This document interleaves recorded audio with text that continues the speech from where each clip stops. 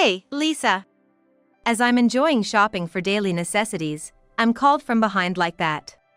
When I turn around, there's David. Seeing him, I can't hide my displeasure on my face. Don't look like that. You were married, huh? Good for you, David says, putting aside everything he's done, as if it's none of his business.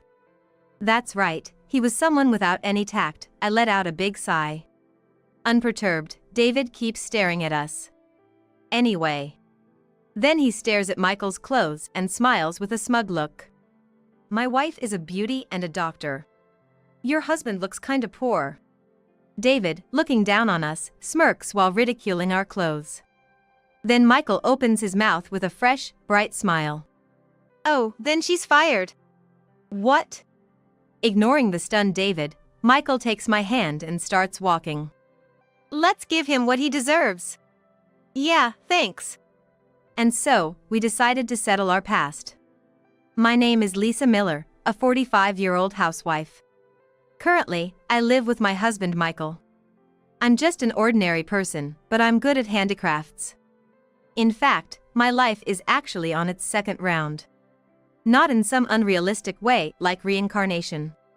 It's just that I had broken off an engagement once, and then met and married Michael, so it's my second go-around. I met Michael after my divorce, and we started dating and got remarried after he approached me. He's a very quiet and kind man, and I truly feel glad I remarried. On the other hand, I think it was good I didn't marry the person I broke off my first engagement with. The reason for the engagement breakup was the other person's infidelity. My former fiance David had been a childhood friend since we were little. David, ambitious and aggressive, often belittled plain me.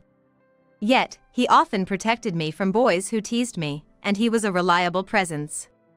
Since our families lived next door to each other, it wasn't too surprising that we, who had been together since elementary, middle, and high school, started dating.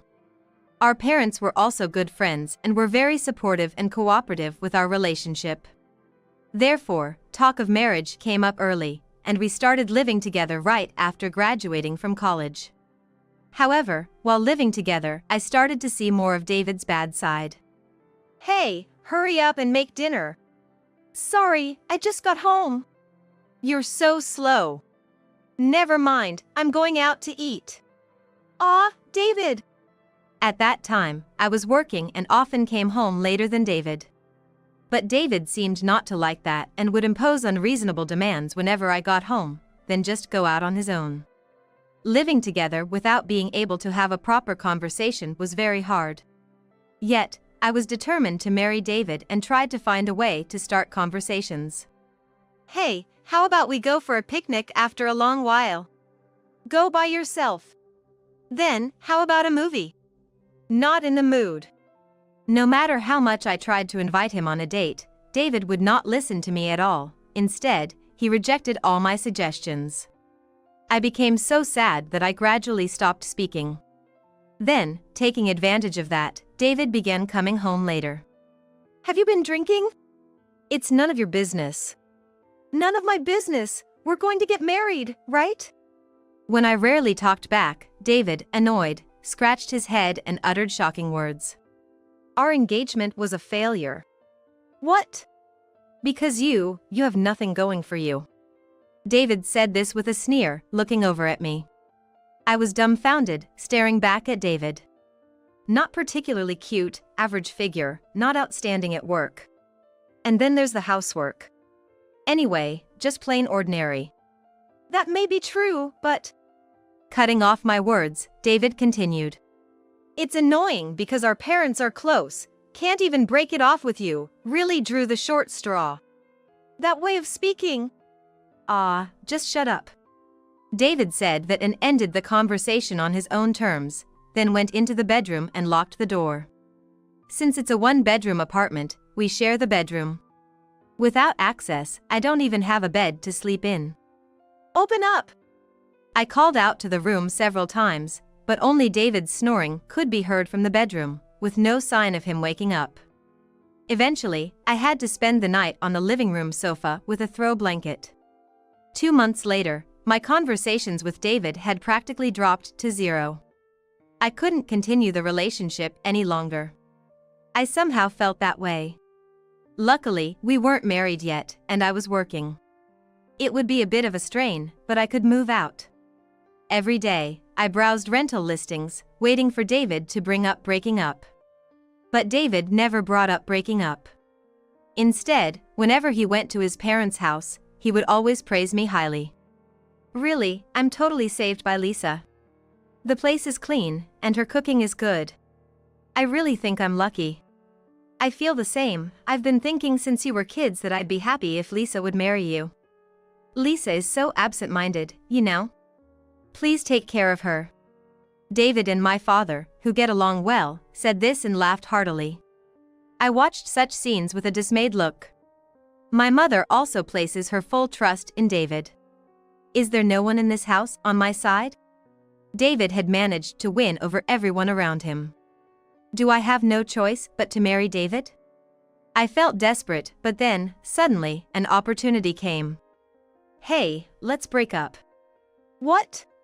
One day, as usual, I was cleaning the kitchen when David, who had been drinking tea, spoke up. Caught off guard by the breakup coming up in our first conversation in a long time, I was at a loss for words. Yet, as I was about to agree, the words David continued with left me speechless. Met a cute girl at a mixer a month ago. A 25-year-old doctor. I'm gonna move in with her, so move out. I couldn't understand what David was saying. He hadn't broken up with me simply because he hadn't found someone else, it seemed. According to David, he can't do housework, and he'd be in trouble with things like rent if he had no one. That was his reason. That's terrible. What? It's fine. Oh yeah, she's moving in next week, so get out fast. That's impossible, all of a sudden. As I raised my voice, David also raised his in defiance. Shut up. It's your fault for being so slow. Don't slack off on the housework until you leave, got it? After glaring at me, David went outside, making a phone call to someone. Left behind, all I could do was stand there in stunned silence. Then, I packed up my belongings and went back to my parents' house. At first, my parents thought I had upset someone or had a fight, but they became angry after hearing my story. A meeting was arranged between both families. On the day, David showed up at his parents' house with an unfamiliar woman. My parents, even his parents, and I all stared at her dumbfounded. Then, the woman began introducing herself with a triumphant look. Nice to meet you, my name is Ashley. I'm in a relationship with David with marriage in mind. Marriage? Yes. He's already planning to break up with that lady there, right? I don't think there should be any problem. What do you think? Ashley said this and then looked at me and sneered through her nose. As if she was proud of having one. No matter how mild-mannered I was said to be, I'm human too. I get angry too. David is dating me. We're already engaged. Isn't this incredibly rude? So what? You're breaking up, right? Oh, you want alimony? How much do you want? It's not about that. Outraged by such disrespectful words, I raised my voice. Defending me as if, David's mother glared at Ashley. I'm opposed to this. I can't forgive anyone for hurting Lisa, who's like a daughter to me. David, and you too, stay out of our lives from now on. Mom, are you sure? This woman is a doctor, you know? She's rich? David said, pointing at Ashley. David's mother looked at him with utter disdain and sighed deeply. Then, David's father joined in quietly. I agree with her. Rich or not, it doesn't change anything. We'll have nothing more to do with you from now on. Oh, is that so? Well, don't expect any help from me in your old age. David yelled this, then stormed off, pulling Ashley by the arm. We waited until David was out of sight before entering his parents' house. As soon as they sat down in the living room, they apologized deeply. We're really sorry about all this. Don't apologize, it's not your fault. My parents and I kept saying this, stopping David's parents from apologizing. We agreed to continue our relationship, decided to call off the engagement, and David was disowned. David's parents were genuinely sad that I wouldn't become their daughter-in-law. We couldn't become family, but please rely on us in the future. That's right. We'll make sure he pays the alimony properly. Just ask us for anything. Grateful for their words, I decided to restart my life. The next week, David and Ashley had transferred the alimony to me.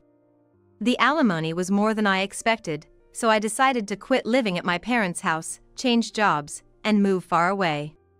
I used that money for the move and still had enough left to comfortably search for a new job in my new location. 2 months after breaking up with David, I started a new job. 2 years later, I met Michael, who would become my husband. My workplace deals with medical equipment, and Michael is the son of a client. We happened to frequent the same cafe. I would knit small items while drinking coffee, and Michael would be reading a book. Our relationship, where we didn't interfere with each other, changed when Michael started talking to me. "What are you making?" "Excuse me?"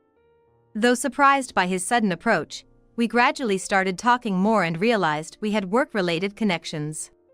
Moreover, we both had same hobby, which also became a topic of conversation.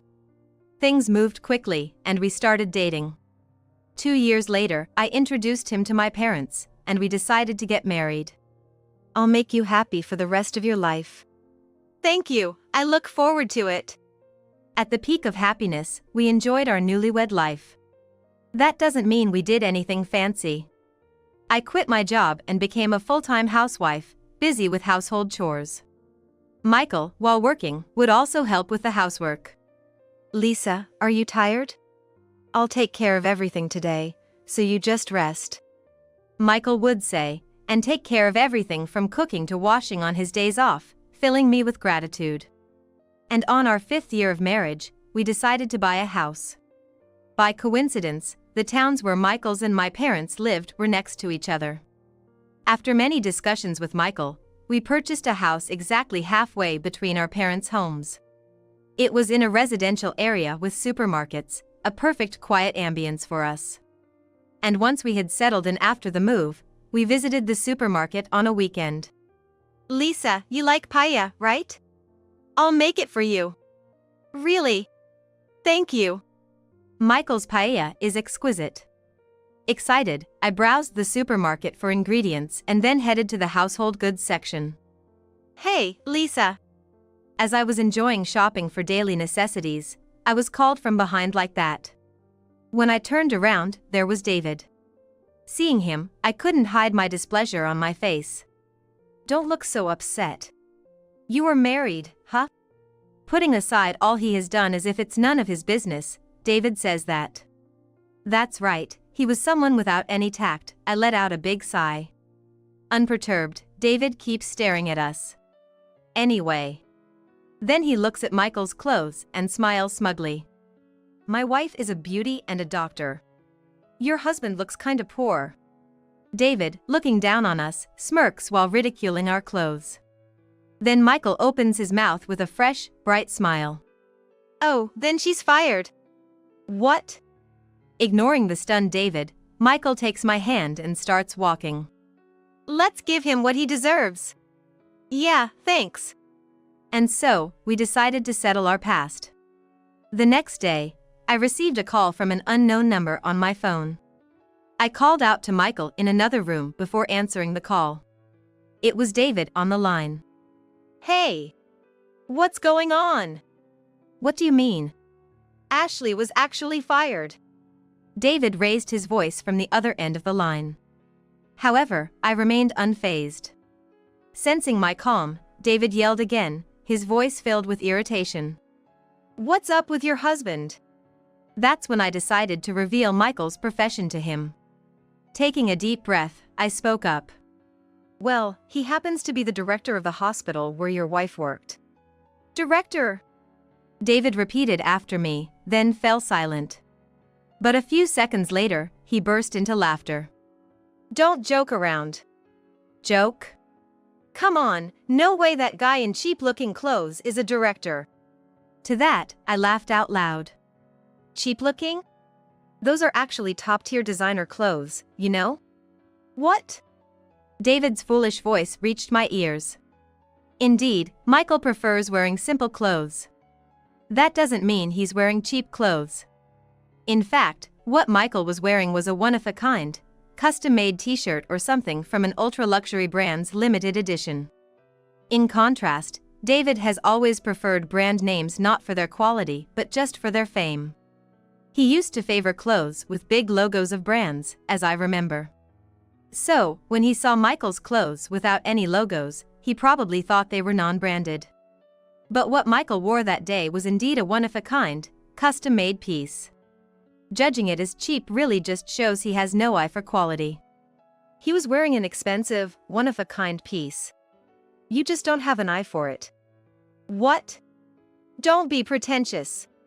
Don't you know the designer's name? When I mention the designer's name, David is speechless. That designer only makes one-of-a-kind pieces, and their works are said to be worth over $20,000 each. No way! That cheap-looking guy. That's why he's a director, Michael Miller. Anyone can claim any name. David still wants to claim it's all a lie, raising his voice. To that, I respond calmly. Then, check the website. His photo is there. If you're lying, this won't end here. David seems to access the website while keeping the phone connected. Then I hear a tiny scream. Your husband really is a director. Told you. That's how it is. Hey, wait! What? David tries to hold me back, so I reluctantly respond. Then David starts to speak in a coaxing tone. As a director's wife, can't you just cancel Ashley's dismissal? Come on, for an old childhood friend and ex, do me this favor? His blatantly selfish request leaves me more astounded than angry. Who in the world asks their husband to undo the dismissal of their ex-fiance's affair partner? I firmly reject his plea. That's impossible. First off, my husband doesn't fire people out of personal vendettas. But, well, the dismissal yesterday just happened to be the last straw. But there must have been a reason for your wife's dismissal, surely. David seems stunned on the other end of the line. Ignoring him, I hang up. Michael, who had been listening by my side, nods kindly. Smiling at Michael, I then set David's number to block.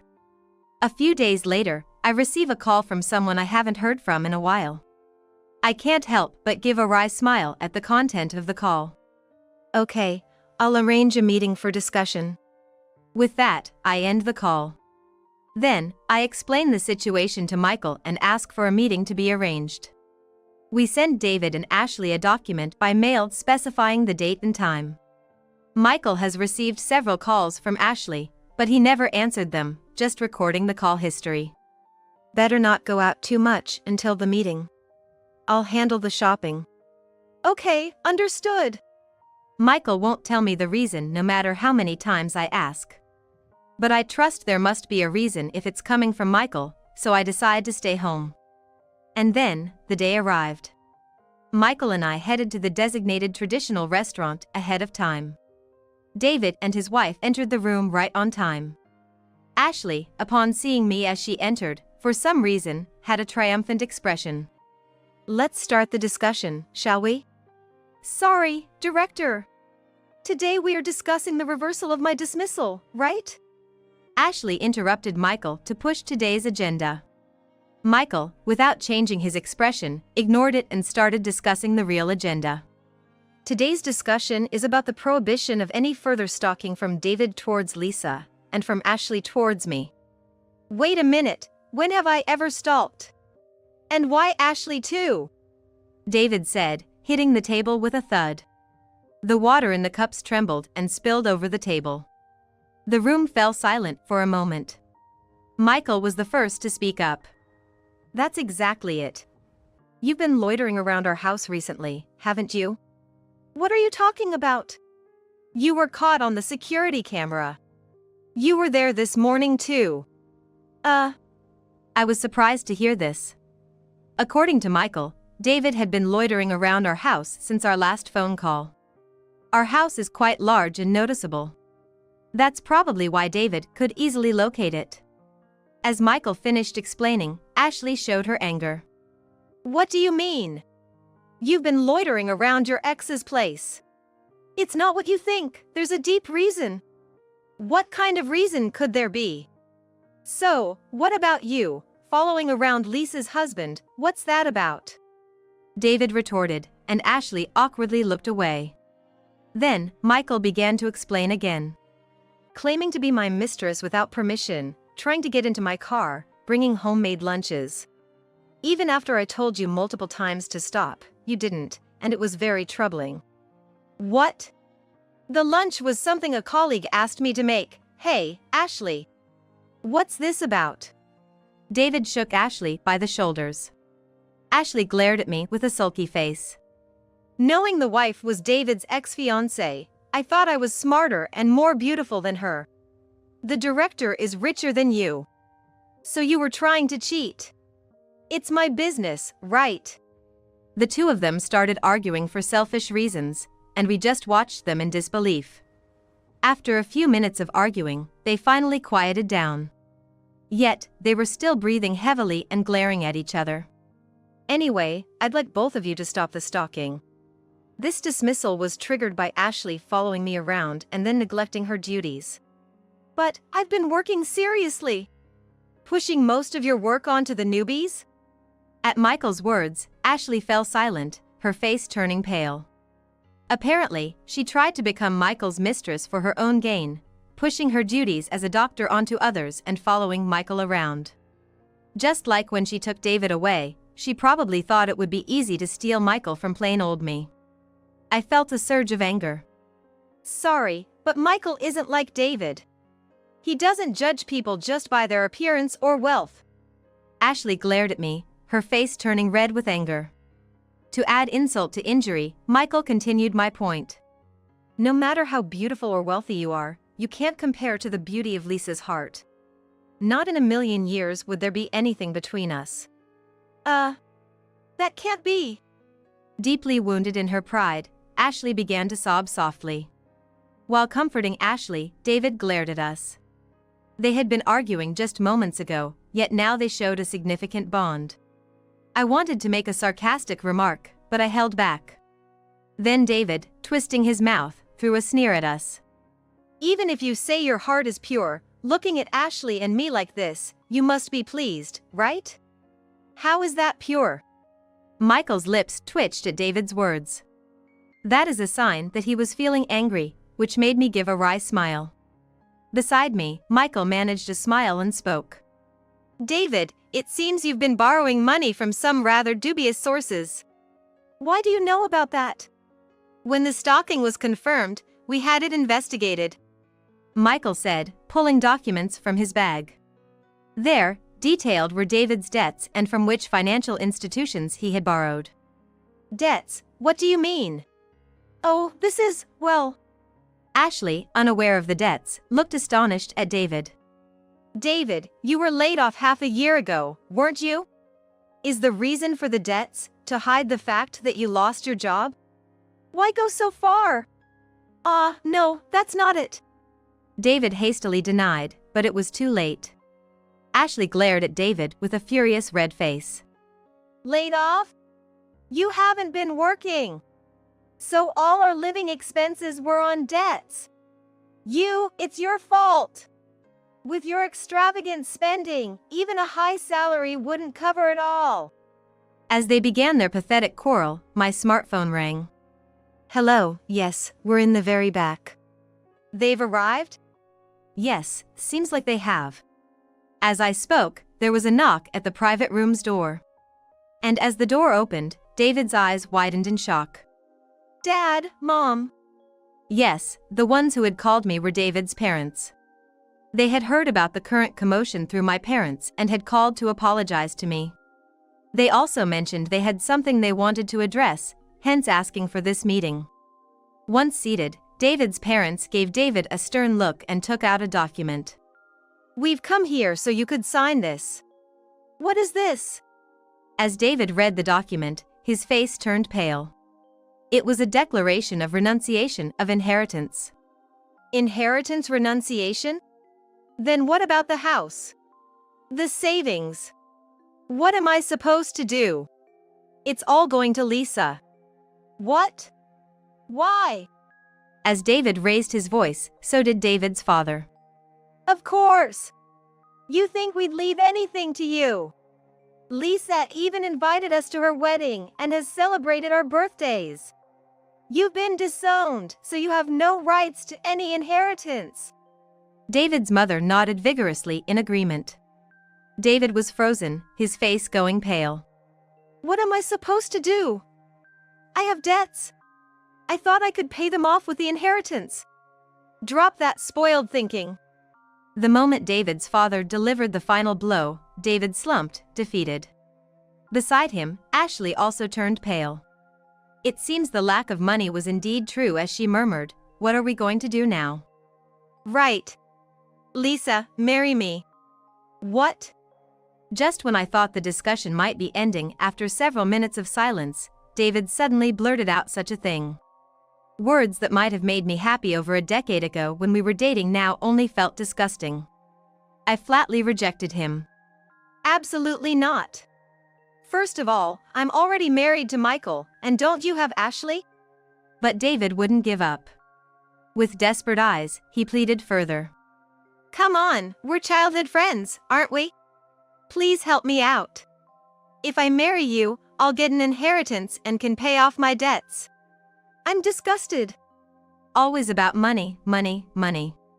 There might have been some residual feelings from our childhood, but now they were completely gone. I put on a smile.